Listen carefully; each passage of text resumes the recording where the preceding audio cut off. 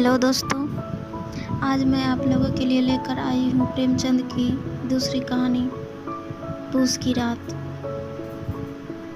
जो इस प्रकार है। हल्कू ने आकर स्त्री से कहा, सहना आया है, लाओ जो रुपये रखे हैं उसे दे दूँ, किसी तरह गला तो छूटे। मुन्नी झाड़ू लगा रही थी, पीछे फिरकर बोली, 3 ही रुपये हैं, दे दोगे तो कंबल कहाँ से आएगा? माघ पूस की रात हार में कैसे कटेगी? उससे कह दो फसल पर रुपये दे देंगे, अभी नहीं। हल्कू एक क्षण अनिश्चित दिशा में खड़ा रहा। पूस सिर पर आ गया। कंबल के बिना हार में रात को वह किसी तरह नहीं जा सकता, मगर सहना मानेगा नहीं, घुड़कियाँ जमावेगा, गालियाँ देगा, बला से जाड़ों मरेंगे, बला सिर से टल जाएगी। यह सोचता हुआ वह अपना भारी भरकम डील लिए हुए, जो उसके नाम को झूठ सिद्ध करता था, स्त्री के समीप आया और खुशामद करके बोला, ला दे दे, गला तो छूटे, कंबल के लिए कोई दूसरा उपाय सोचूंगा। मुन्नी उसके पास से दूर हट गई और आंखें तरेड़ती हुई बोली, कर चुके दूसरा उपाय, जरा सुनो, कौन उपाय करोगे? कोई खैरा दे देगा कंबल? ना जाने कितनी बाकी है जो किसी तरह चुकने में नहीं आती।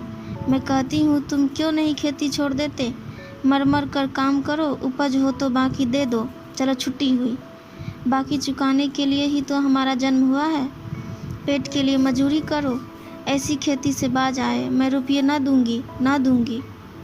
हल्कू उदास होकर बोला, तो क्या गाली खाऊं? मुन्नी ने तड़प कर कहा, गाली क्यों देगा? या क्या उसका राज है? मुन्नी मगर यह कहने के साथ उसकी तनी हुई भौहें ढीली पड़ गई। हल्कू के उस वाक्य में जो कठोर सत्य था, वह मानो एक भीषण जंतु की भांति उसे घूर रहा था। उसने जाकर आले पर से रुपये निकाले और लाकर हल्कू के हाथ पर रख दिए। फिर बोली, तुम छोड़ दो अब से खेती, मजूरी में सुख से एक रोटी तो खाने के लिए मिलेगी, किसी की धौंस तो न रहेगी। अच्छी खेती है, मजूरी करके लाओ, वह भी उसी में झोंक दो, उस पर से धौंस। हल्कू ने रुपये लिए और इस तरह बाहर चला मानो हृदय निकाल कर देने जा रहा हो। उसने मजूरी से एक एक पैसा काट कर 3 रुपये कंबल के लिए जमा किए थे। वह आज निकले जा रहे थे।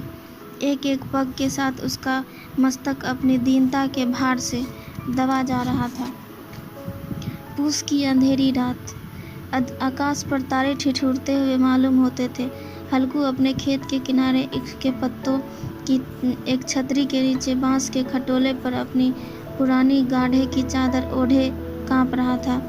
खाट के नीचे उसकी संगी कुत्ता झबरा पेट में मुंह डाले सर्दी से कूकू कर रहा था। 2 में से एक को भी नींद न आती थी।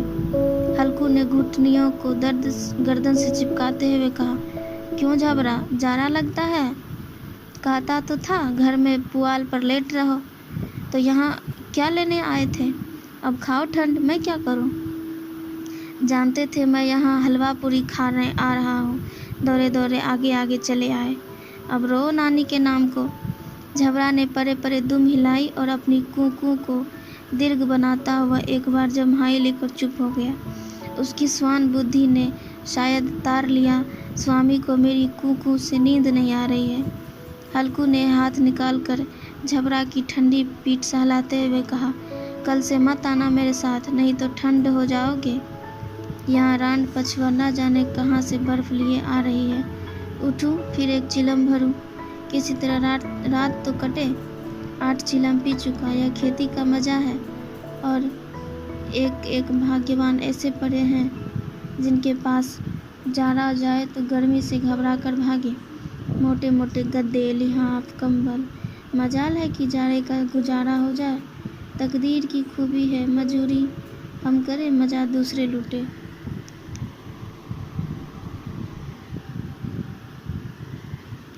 हल्कू उठा और गड्ढे में से जरा सी आग निकालकर चीलम भरी।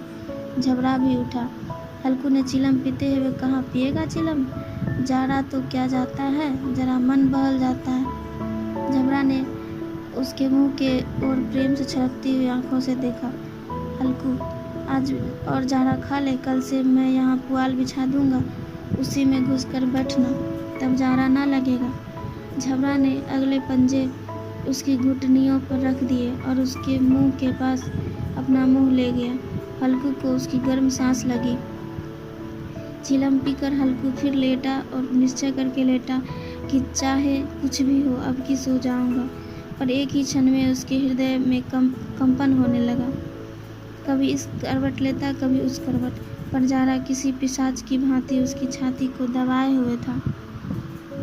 जब किसी तरह न रहा गया तो उसने झबरा को धीरे से उठाया और उसके सिर को थपथप कर अपनी गोद में सुला लिया। कुत्ते की देह में जाने कैसी दुर्गंध आ रही थी, पर वह उसे अपने गोद में चिपकाए हुए सुख अनुभव कर रहा था, जो इधर महीनों से उसे न मिला था। झबरा शायद समझ रहा था कि स्वर्ग यही है, और हल्कू की पवित्र आत्मा से तो कुत्ते के प्रति घृणा की गंध भी न थी। अपने किसी अभिन्न मित्र या भाई को वह इतनी तत्परता से गले लगाता। वह अपनी दीनता से आहत न था, जिसने आज उसे इस दशा को पहुंचा दिया। नहीं, इस अनोखी मैत्री ने जैसे उसकी आत्मा के सब द्वार खोल दिए थे और उसका एक एक अणु प्रकाश से चमक रहा था।